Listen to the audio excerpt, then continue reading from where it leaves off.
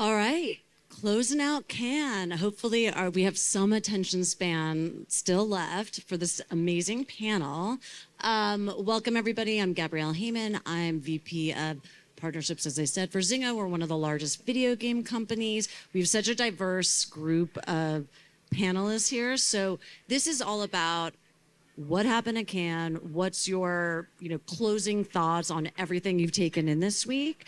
But first, we like to start with a icebreaker, if you don't mind. Let's start with you, since you're just to my left. You can introduce yourself again if you'd like to give any more color about what you do. And what's a fun fact about you at Cannes? Like either a first-time experience, a crazy story that happened? Well, that's a fun question. So first, I'm Lee Sterling. I'm the Chief Marketing Officer for Simon Property Group, which is better known as your local mall or premium outlet.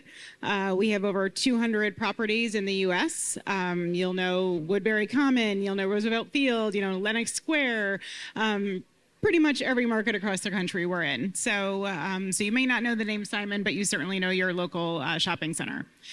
Fun fact about Cannes, my first time coming to Cannes was about 10 years ago.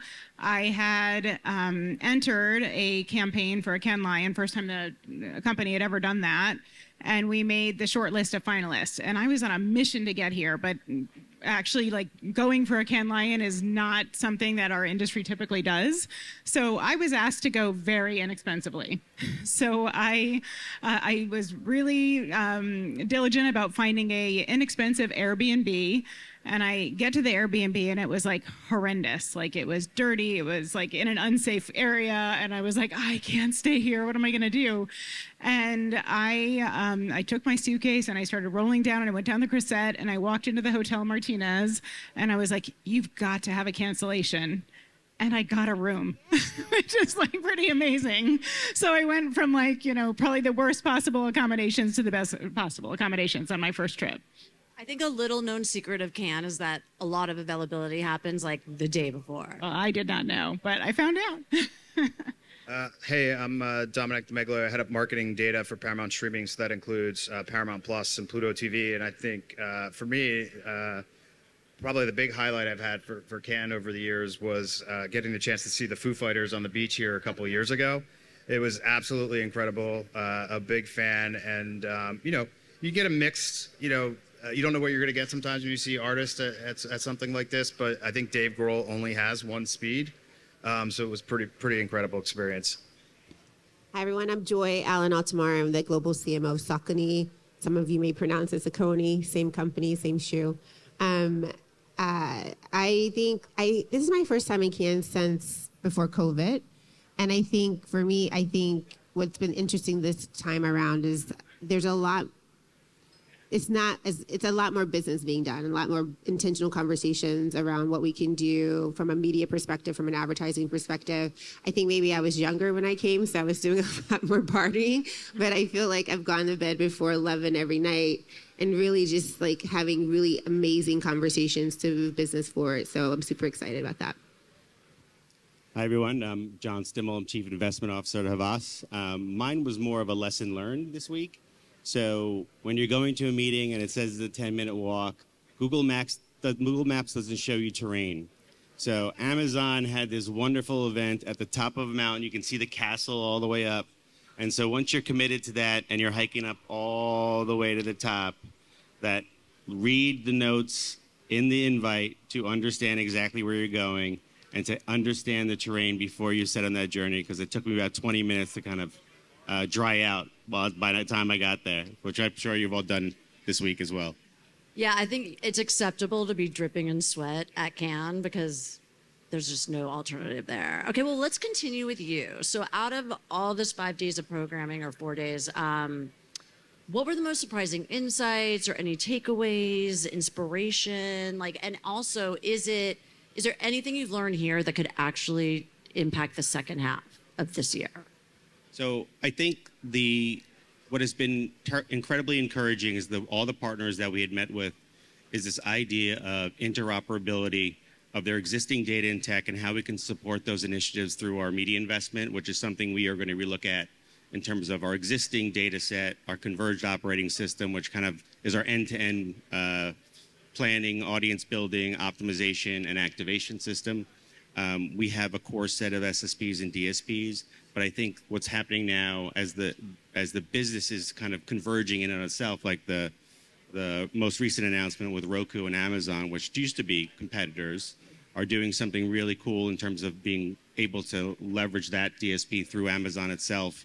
And I think this continued evolution and integration of partners who used to be opposites are now coming together to make it simplified solutions for agencies and marketers that enable better data tech and audience building to showcase full funnel marketing within a single partner. And I think that's incredibly exciting.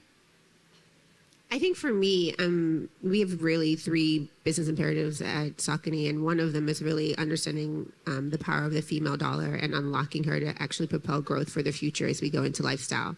And I've sat in and on several panels around how companies are really looking at that from healthcare all the way down, from healthcare and pharmaceuticals all the way down to revisiting it in beauty in different ways. They're looking at aging women, specifically over 40, who have a large buying power, the largest buying power that we see for the next couple of years. So I took away some really great nuggets. It will definitely help us in the second half of the year, because as we think about gaining more market share within this beautiful run lifestyle space, I've always talked about unlocking women, but now I have more data points, and I actually have a great partner that I met with that's going to help us really track that over time in real time, which I think as a marketer, we have to get used to doing that, not more retrospectively, but as we go, so that we can pivot when necessary. Yeah, I love that. I think that, it's been coined, we're in a female economy, and women make 80% of purchasing decisions. So I think you are right on there. And actually, let's continue with you for the next question to kick it off. How, even with the concept you just said, how are you balancing creative bravery with performance expectations? I mean, I think we're all juggling that as CMOs. At the end of the day, my job is to increase sell-through of shoes.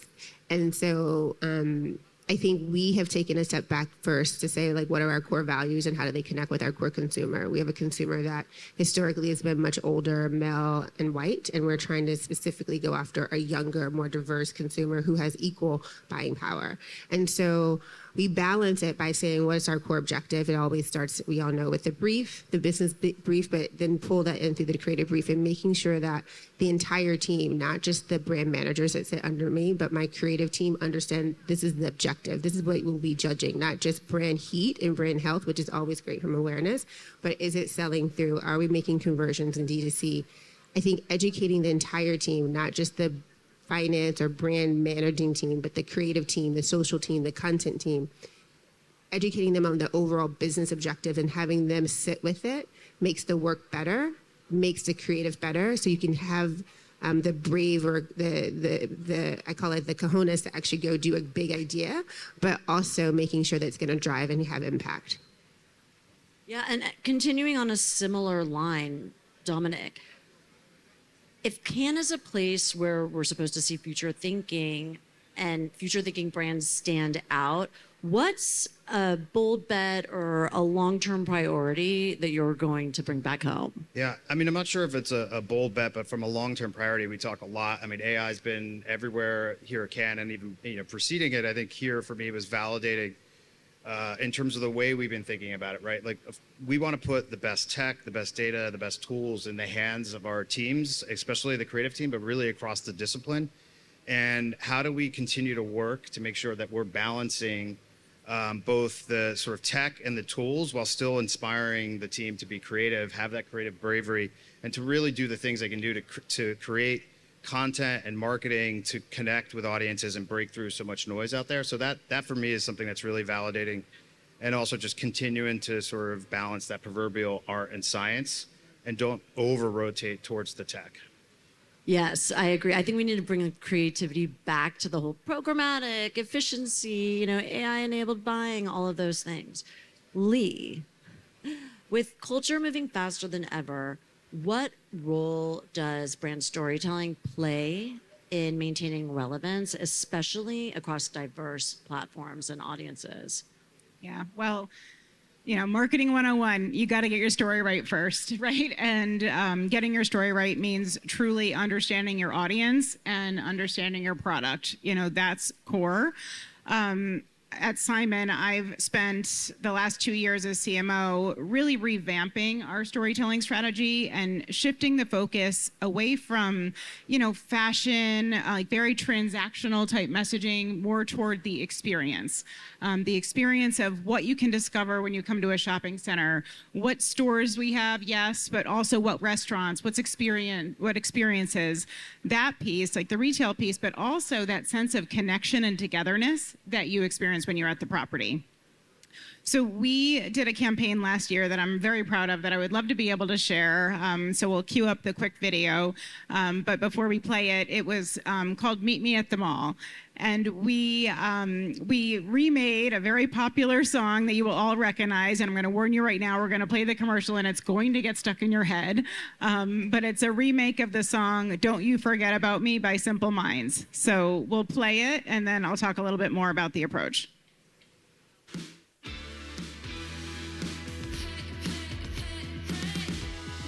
You meet me at the mall. We're not making plans, just lifelong memories. Find me, I'll answer your call. Let's spend all the days in the place that has it all. Won't you meet me at the mall?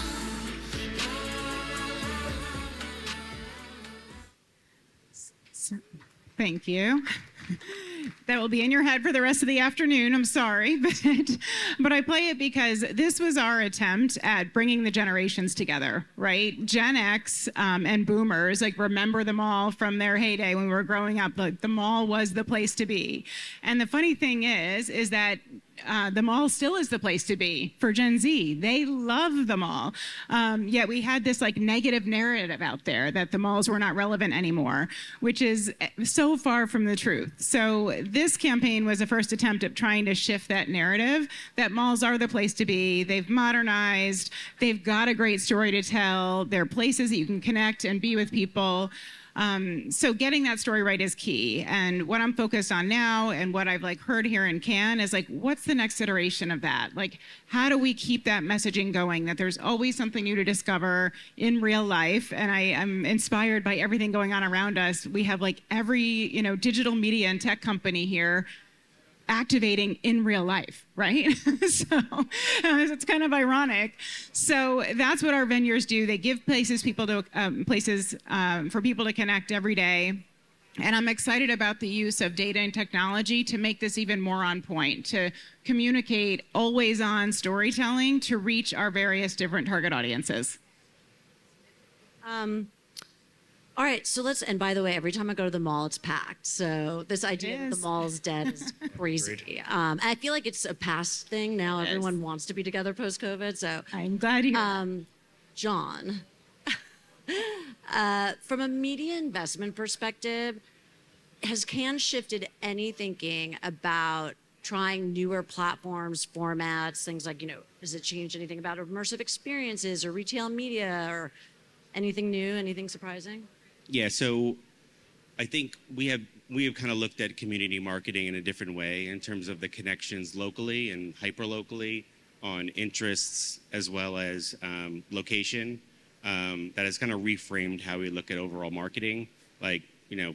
Just as a perfect example, your latest campaign, Run as One for Saucony, that is so inspirational in terms of a community of runners that run together and that incentive you get to continue to do that. And I'm sure for Lee, your malls within a certain area and community, those are the people you're trying to reach. Exactly. And be able to also foster a sense of experience beyond just the utilitarian purpose of I'm going to go buy something. So I think that's really powerful. And so we've had certain meetings with folks like, Reddit and Nextdoor, where you're getting so many rich signals about what people's interests are and for health and wellness and places like that, or people having, issues with eczema. There's ways to harness that in unique ways that we can then reformulate in our data and activation beyond those platforms and give us really, rich insights into what these people are talking about and where they live in order to really make more personalized and connected communication. Interesting. Yeah, I love both of those apps, by the way. All right. eMarketer released an article with the headline, "At Cannes Lion 2025, AI goes from buzzword to benchmark."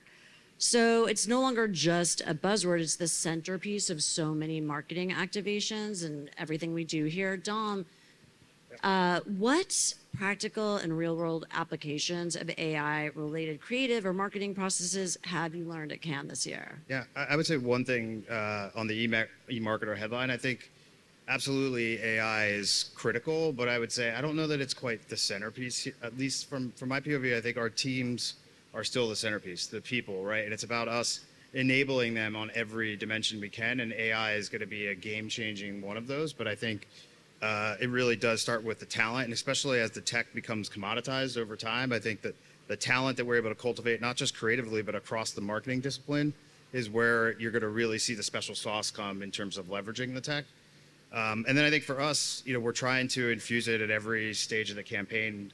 And so we have a Find Your Mountain campaign that we started earlier this year, and that we're going to bring to life with activation. We're going to have a virtual Paramount Mountain, and fans on social in a few weeks are going to be able to sort of prompt us and ask or tell us like what they would like their plot of land to be on Paramount Mountain, like Dutton Ranch at the side of the mountain, or a pineapple on the ski lift, that kind of thing. And we're going to do it on social. We're going to have AI help in terms of the design team will use it to help create renderings. It'll be sort of a template that we give the AI, and then we'll sort of customize it, and then we'll not only create like what that vision is, but also give them virtual deeds. And then what we're going to do, because going back to activating in person and being real life, we're going to take that to our Paramount Plus Lodge experience. That's next stop is at San Diego Comic-Con, and on the ground live, fans are going to be able to do the same thing. They're going to come to us. They're going to tell us what they're looking for, and then we're going to print them out an actual deed for their plot of land on Paramount Mountain. Yeah, I agree with Dom too. I think AI is essential to a business, to every marketing plan, but it's supplemental to the team that you have. And we use AI a lot because we have a global team. We use it to help us understand how we translate the psychographics of our consumer for different markets to ensure that the creative or the content or the activation, while we wanted to have this red thread throughout, we want to make sure that it's still culturally relevant. And so it just adds speed. It allows us to be more timely versus taking 3, 6, 7 months to do that. It doesn't replace the talent that's actually delivering the creative, and I think that's important, but it helps us just maximize the time that we have to be more efficient, to make sure we're more thorough, to prompt it, to engage in more global conversations so that our global team feels like they're being heard, but also that we can be more, again, consistent and cohesive in the messaging that we're putting out. So does that, oh, sorry, John. Yeah, so it wouldn't be Cannes if we didn't talk more about AI. So, So we've really seriously infused AI into our Converge system, which I mentioned before, and launched this week. Now it's Converged AI. But for us, it's more about workflow efficiency, better decisioning, quicker decisioning, and then us being able to act within the audience building and the activation at speed and scale, which is incredibly important for us because we have to do things quicker and we have to do things with less resources. So I think that ability to work more effectively and efficiently for large teams executing a lot of media, I think is going to be critical to our future. Okay. Well, moving on beyond AI, unless you want to bring up AI, Lee, consumers continue to expect more authenticity, purpose, and innovation from brands. How are you involving your brand's relationship with its consumer and building brand loyalty or not? And does brand loyalty even exist? And also, like, Simon isn't the brand really, right? It's all these. Simon isn't the brand. It's really the property, but more so, I think it's the brands that we support. Like, we're a house of brands. We have over 3,000 brands across the portfolio, from Apple to Zara and everybody in between. And they are continually evolving. New brands are continually coming in. Some brands aren't staying relevant and exiting, right? That's kind of always what's happening and going on as our spaces and places evolve. And that's really just about keeping up with the consumer. Like, the consumer is more demanding than they've ever been, right? They have very high expectations in terms of how digital and tech is integrated into the experience, or maybe how it's not, like what the in real life experience is. Like, I'm super inspired about how everybody here is outdoing each other, right? There's like some really, really cool activations going on. And that's what customers expect. Like, what's next, what's new, what's different. They want to come in for something solving on something unexpected, and that's what's going to keep them loyal to a brand. How about you? I mean, like if you finally get them in the shoe, are they staying in that shoe for their next purchase? For sure. I think one of the things I noticed when I joined Saucony is that we don't have a loyalty issue. We had an awareness issue. And the reason why we don't have a loyalty issue is I think we're very lucky to have a deep catalog, 126-year-old brand with amazing product. So it's a dream as a CMO to go in and be like, I know the product is solid. Now I need to make sure that I continue to be relevant and engage consumers down the funnel, as you talked about. Not just always thinking about the end performance piece of conversion, but the stickiness that a brand can have when you are engaging, talking, creating community. We too launched a campaign earlier. You mentioned Run as One, and it's all about creating connection through community. It's not about that you have to be a runner, because only a third of Americans are runner and less than 1% have done a marathon. So if I'm only talking about the podium and being your personal best, it excludes a whole section of people who want to be part of a community, who can be loyal to my brand. And so we really focus, for us, like the health measure that we look at most of the time is the CAC to LTV ratio, making sure that we're not thinking about that one purchase, the transaction, but really thinking about the repeat purchase. How do we get them in? How do we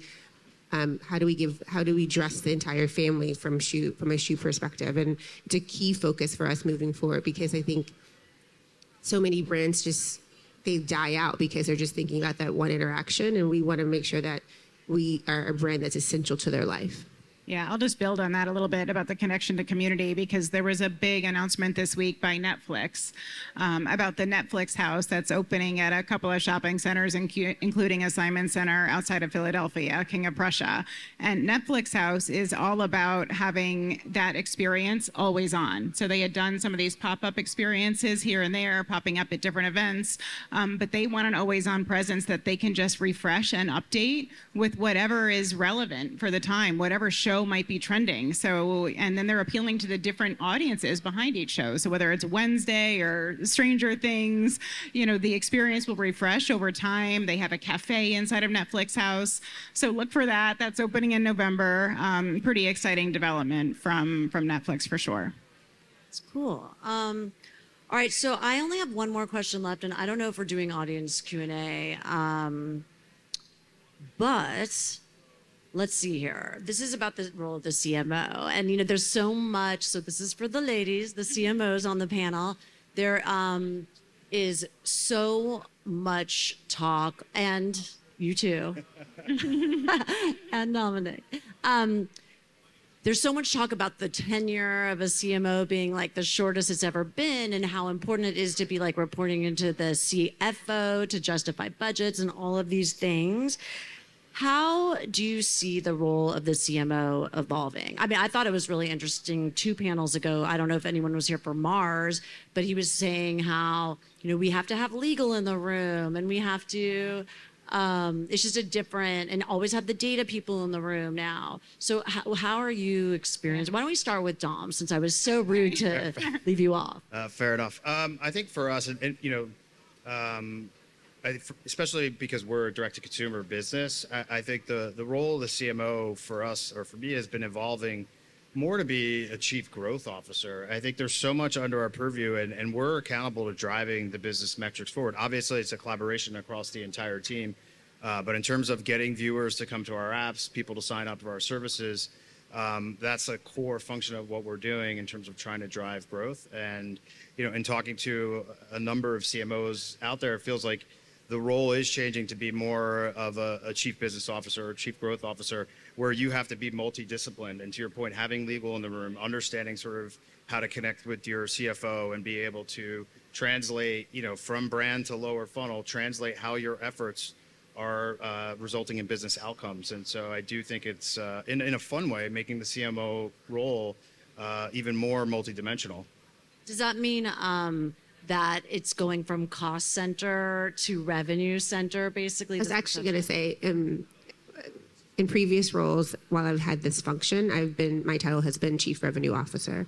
And it was very strategic to have that operational title to help the organization understand that I'm not just here to think about the creative, the advertising. Like, marketing is a demand generator. Like, I create the demand. The product is solid, but if it's just on our website and no one knows, no one's going to go, we're not going to purchase it. So to your point, it involves all the disciplines to be partners with marketing. I actually, on a previous panel, talked about how I invite my chief legal officer and my CFO to a lot of meetings that they've never been to before. I invite them to the integrated marketing plan discussion. I invite them on market visits. They've gone to ethnographies with me.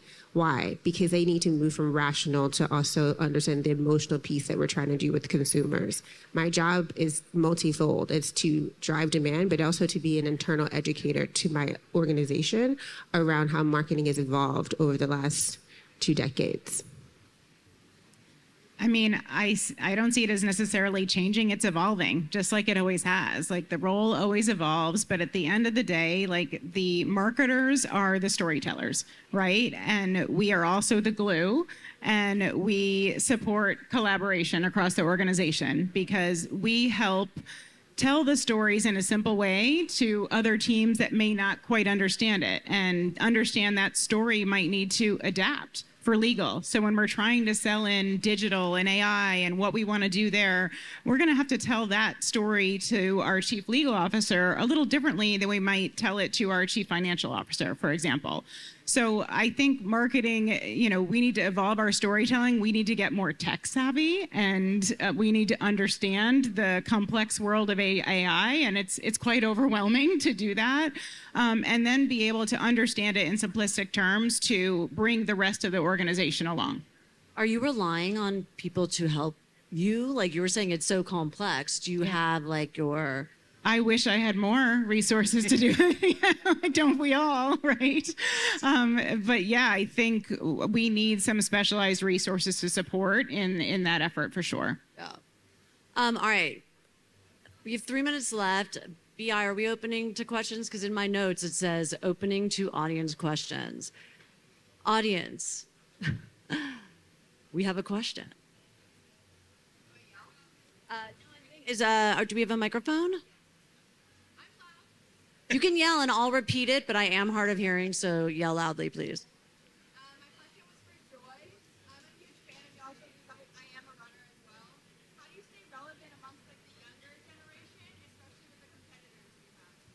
Thank you so much. Her question Do you wanna was repeat it? Yeah. for Saucony, how do we stay competitive with the younger community, the younger cohort, with all the competition? First of all, we changed our strategy about a year ago. About 18 months ago, we decided our historical consumer was like a 55-year-old white male, because we were so focused on the podium, so focused on personal best, so focused on running, so focused on performance. The category, as you guys know, like retro tech is huge. You see all of our colleagues in the category coming out with beautiful colorways based off of old retro styles. We have the most robust catalog to do that. And so as we made an intentional shift of saying we're going to continue to double down on performance, but we're going to invest in our lifestyle business, that business required us to take a look at our consumer and say we need to pivot. So now, as we were talking about earlier, our core target is what we call the move maker, who is 25 to 35 years old. They're ambitious, they're adventurers, they're explorers. They are not necessarily runners. They do run maybe 3 times a week, but they're also doing Barry's boot camp. They're doing Soul Cycle. They're hiking. They're picking vacations that include working out, walking, running. And more importantly, they're looking for community.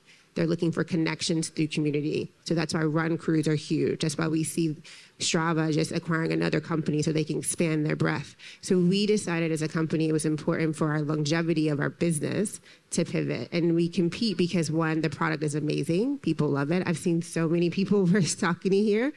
But number 2, we've decided to have a full approach to engage them.